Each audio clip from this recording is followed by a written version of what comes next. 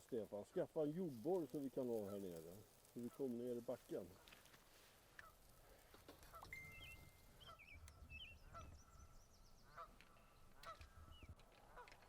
Nu jävlar. Nu är det karp. Du kommer att tappa den Joakim, så bra är det inte. Akta med lina. Fan. Alltså. Oj, den hoppar till och med. Jag hoppade, du lyfter ju upp den. Titta nu, tappar han den.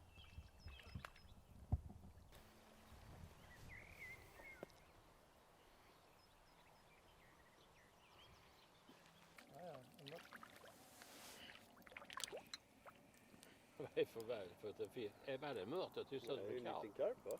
Ja. Det är en liten karp.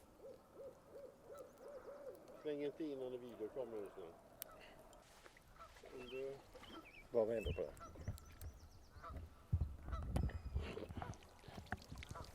Om du fiskar. Ja, vi får väl ta fram han. Ja, fint tecknad. Ja. Riktigt nice.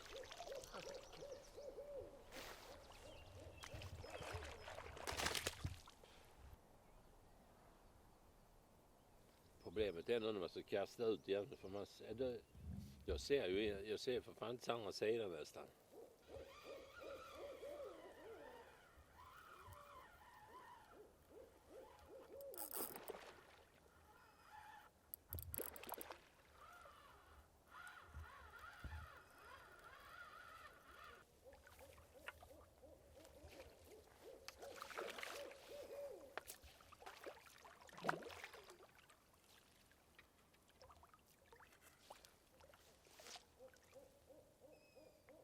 Släpp i kroken, va?